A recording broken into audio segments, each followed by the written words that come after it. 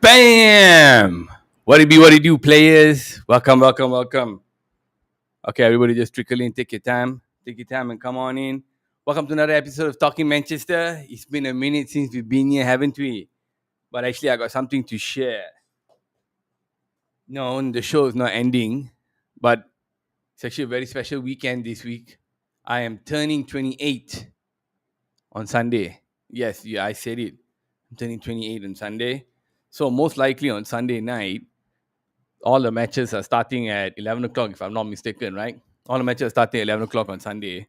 So might try and do a stupid watch along, although there really isn't any reason to do any watch along. Anyway, ladies and gentlemen, welcome. This is going to be the last show for the season. After this, it'll just be post match analysis and whatever the fuck. So for the last time, let me just play this.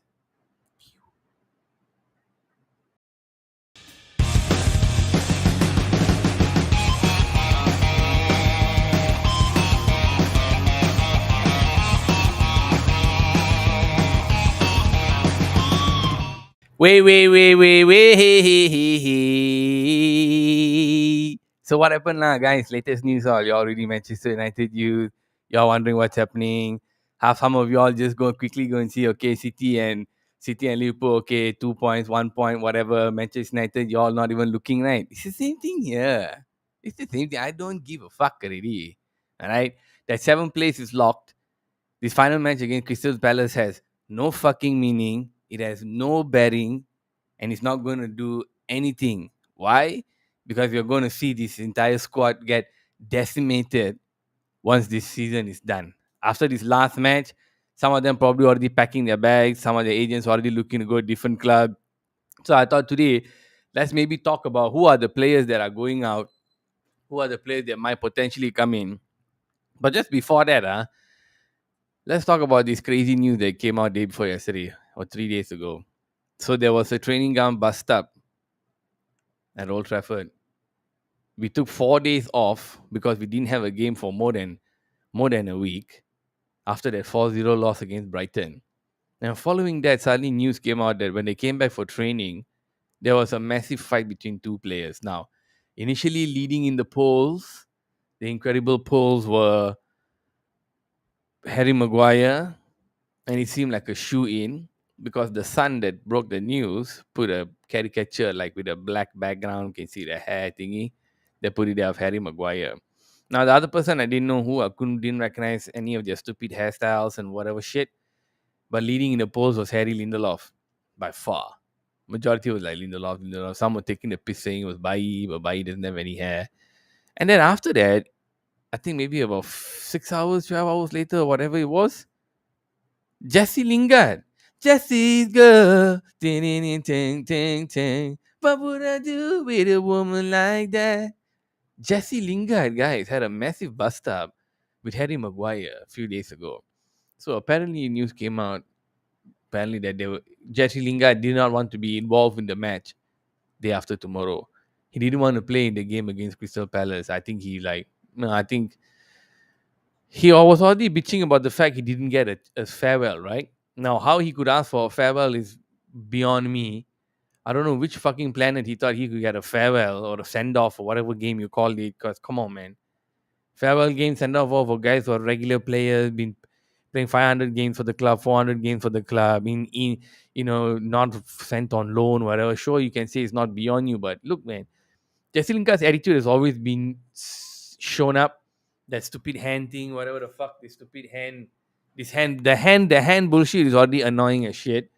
Already Rooney and all have called out and said when this fella after a game they're losing, he and Pogba are dancing in the dressing room. So if you don't have the club ethos, you don't have the club spirit, and you're not exactly a diehard fella for the club, why the fuck would you have a send off? So building up to that, he was salty about this shit. He wasn't getting a send off. you know, he felt he had served the club a lot and he deserved it. Okay, so he refused to participate in training for the Crystal Palace game, and Harry Maguire is getting angry. Now I'm thinking, what the fuck just happened here? Harry Maguire, dumb shit captain, finally stepping up, is it? To the plate? Finally trying to step up and exert his authority on his fellow players because he's Manchester United captain. It just mind fucked me, you know. So you see, initially I thought the English players were the ones causing the trouble because Ronaldo's game and he's with the Portuguese guys and he's more how should I say he wants to be in charge.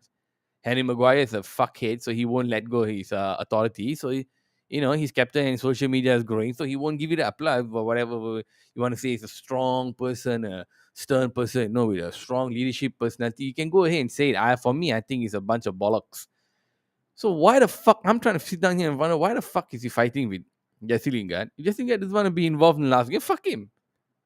I'm glad. I want to see one of the kids play. Honestly, I don't want to see any of these dog shit players play, man. I want the kids to play. Defense also, you can put that captain, the under 18 captain, that boy, right back or left back, whatever he is. I would like us to play them. Like, honestly, just think I'm Harry Maguire. You can honestly get fucked. Why are these two fellas fighting?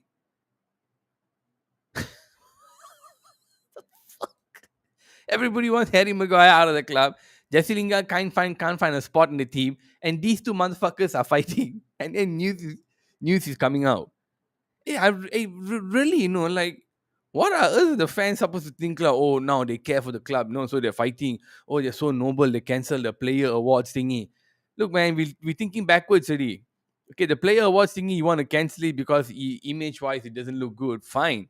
But there are some players who played well also. What? Don't they deserve to get some award?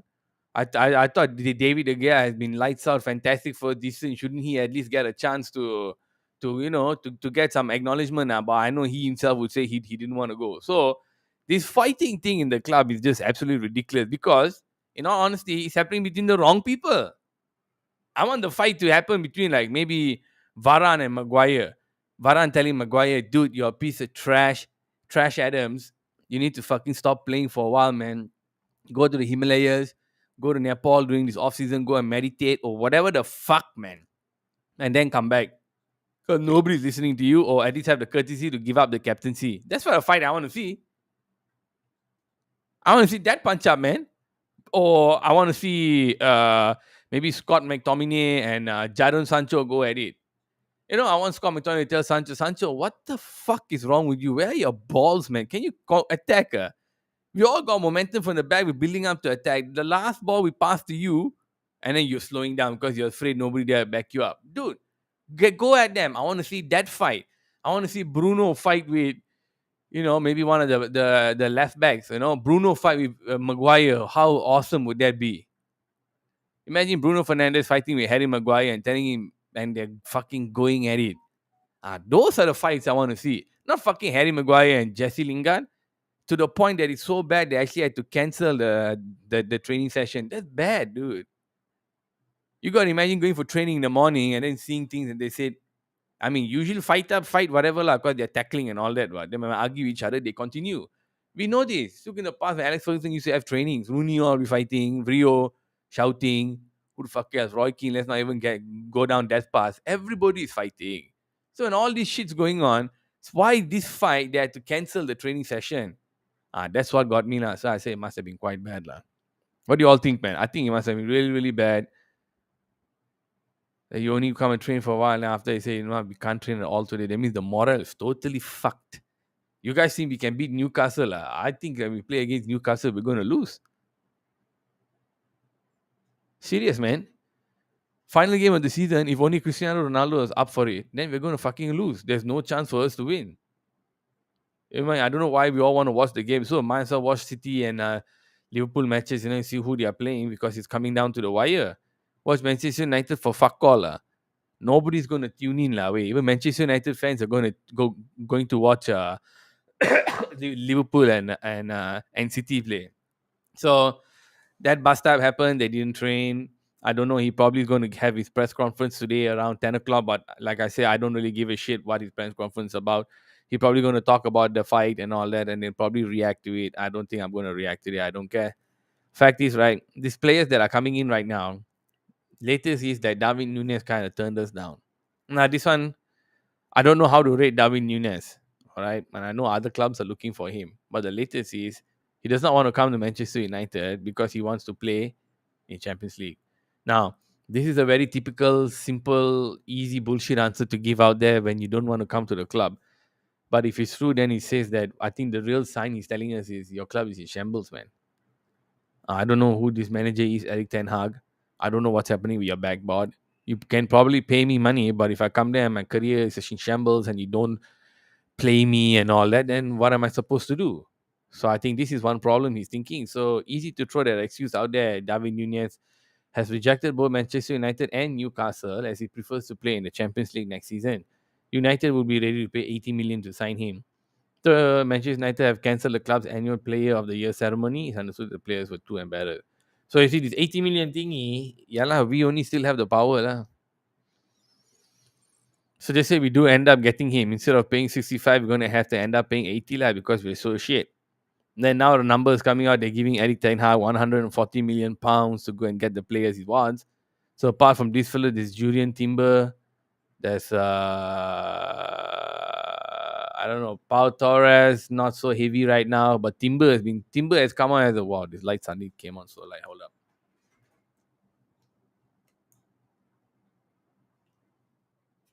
Yeah, now it's too dark. Goodness, lights getting old. Yeah.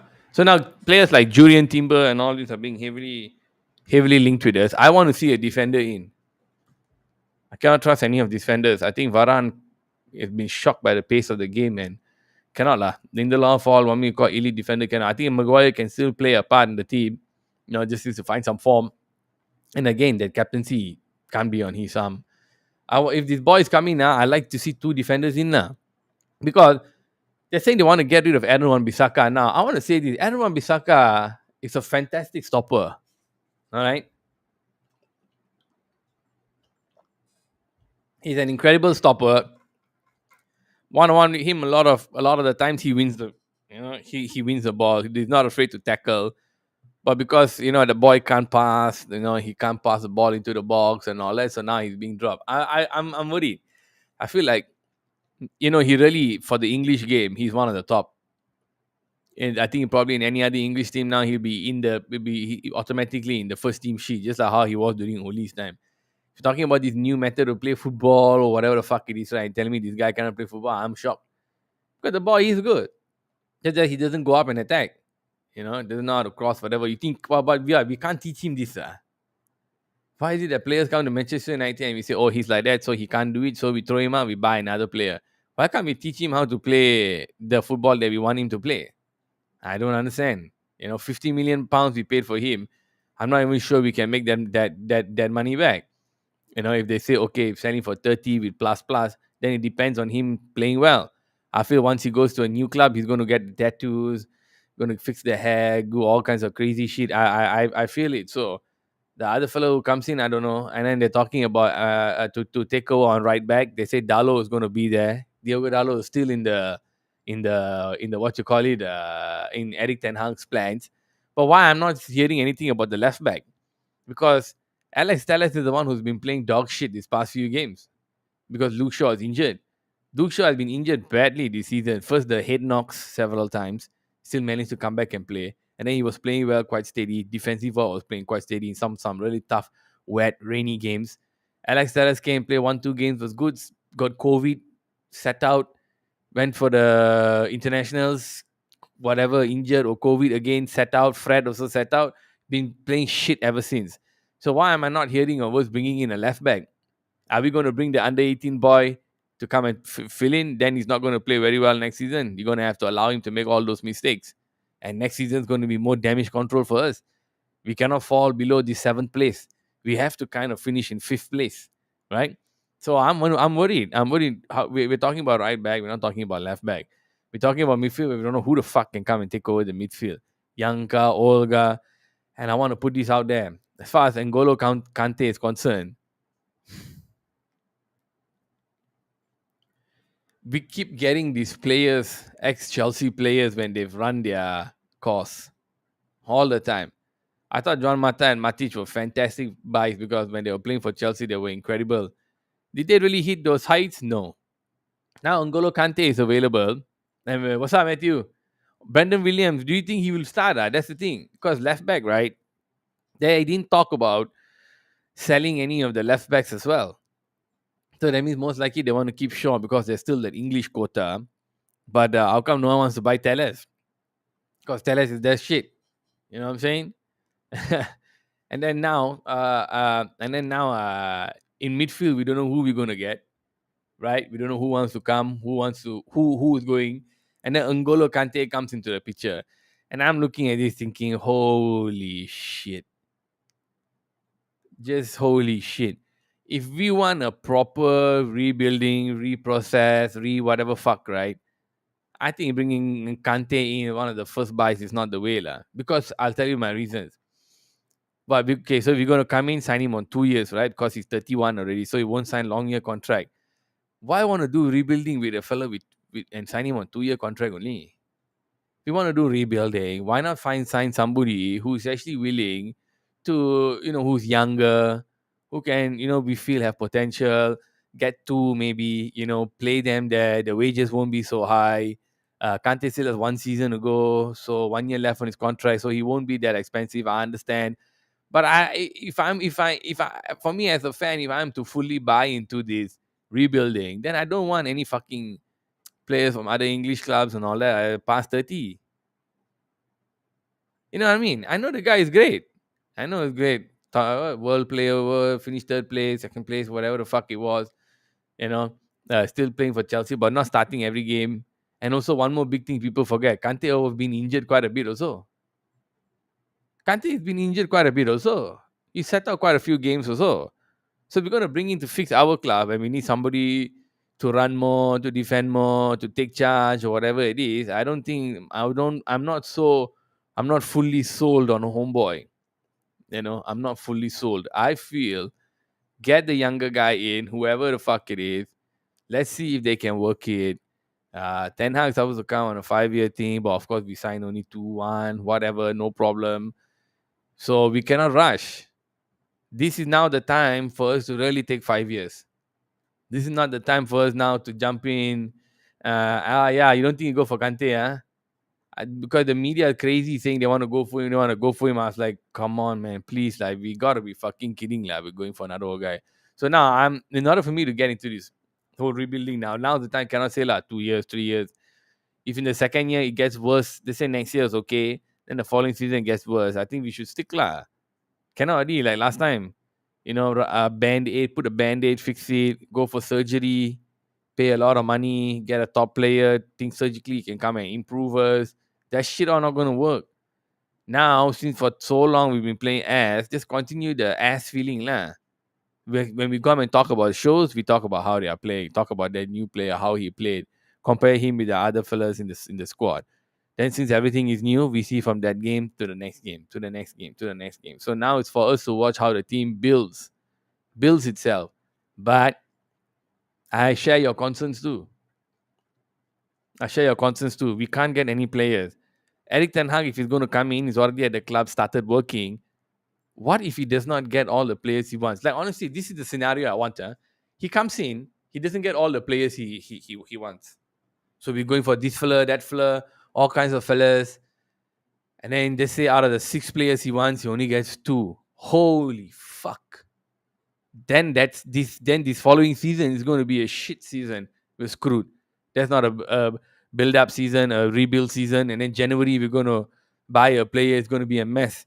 I sincerely pray, I will use all my special powers and my jutsus just for one thing lah. Get this MF all the fucking players he wants. Okay, from the Dutch player to that German fella to the fucking Portuguese fella, whoever the fuck it is that he's targeting, get all of them. Get them in now by next week, the week after. Don't let it go to fucking August. By June lah, at least busuk lah, end of June lah. All of them are already in, and we're already starting to train because you already told them to come in 2 weeks earlier, right? Now, same scenario lah. If he doesn't get his players, how? We're screwed, David Moyes tried to rebuild his team, didn't get the players he wanted. Louis Van Gaal came, so didn't get the players he wanted. Mourinho did, to an extent, get the players he wanted, won us a title, but then we didn't make him stay. Now, if Eric Ten Hag is supposed to be a different kind of personality and supposed to stay longer, then we need to give him the players he want. You know what I mean? Yeah. If you see, For him to come and work with the youngsters, right? He got to come in and check them out. You got to give them a chance. Got to put them through the ringer. Got to make them, he's going to compare them with the team that is in Ajax that is winning titles, the young kids over there. And he's going to be like, man, he's probably going to be the best person to judge whether these guys can live up to it or not. But the kids playing in England now, our youth academy, have a leg up against the Dutch academy player because they're playing in the English league. Sure, they're not playing in the main league, they're playing the junior league, but acclimatized to the situation, our guys are better, right? The guys who he wants to bring in are the ones who have played with him before. What the benefit there is, they will be able to play in his system. They'll be able to follow his system. They'll be able to understand him. So hopefully, whatever he's trying to implement, these fellas can pick it up really, really fast compared to our guy. Our guys don't seem to be able to pick up any jack sheet formation. Ralph Rodney came in, gegenpress my nuts. The how players haven't learned fuck all. Gegenpress went back to 4-2-3-1 right quick, isn't it? And 4-3-3. You know what I mean? So, yeah, even though so I want to see him come in, and I don't think he's going to be able to grasp things, man. Like by the time we come to our first game of the season, how the team is going to line up, what kind of formation. I hope we don't see this 4-2-3-1 again. I don't know, man. This 4-2-3-1 just seems very ineffective. Last time we were always porous through the middle. We were playing too much wingy play. I remember Van Halm, even during Oli's time at a certain point, the midfield then was too porous. Everyone was acting through the mid. Then we control the mid, but now the wing play is not being utilized so much because we don't have very strong wingers. Marcus Rashford is out of form. I don't know what the fuck is wrong with him. And all the other players playing like shit. Jadon Sancho needs to step the fuck up. I really say, man, this fella got a chance to blow up his image, blow up, his side in the club, but he's playing like a pussy. So I want to see a change of formation. I don't know what formation Ajax plays 4-3-3, 4-2-2-2, 4. The other day I saw a 3-1-4-2, Leicester City play. Holy shit, what the fuck kind of formation is that? 3-1, whatever. So just don't bring old players. Don't bring Kante. And okay, here's something I want to ask you guys. Should we pay over the market price to get these players that Ten Hag wants? This is another problem. We don't have the Champions League money. We might not even get the Europa League money. It might just be the fucking FA Cup and Premier League. So with no money there, that's a problem. I don't know how we're going to afford to buy top players. Most likely we can't. We can still offer IS plays 4-3-3. All right, 4-3-3. Okay. So we don't have that much money.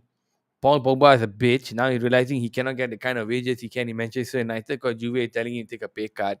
So this motherfucker can come to our club, take a lot of money, go to other clubs, take less money. See what I mean? Where would this happen last time?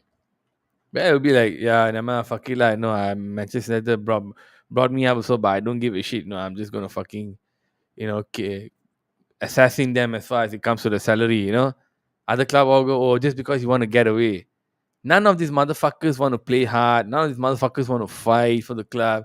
They all want the easy way out. Really. And I want to put it to rest here. So Ronaldo's not going to go anywhere. Pogba, I'm already happy to see him go. I feel if he stays and we pay him top wages and he continues getting injured and can't play, then just fuck off lah. Go play in a softer league like the Italian league and or PSG. No need to come play here. Here we need tough as nails kids who played in smaller stadiums and suddenly see, wow, this stadium is fucking huge, man. I want to be here. You know what I mean? This motherfucker World Cup winner already. World Cup winners all egos all very big, so they don't really care. They don't have the heart to come and play hard. So rebuilding, refilling, reshifting, rejigging, Lego, whatever fuck all we want to talk about. I'm thinking this game. I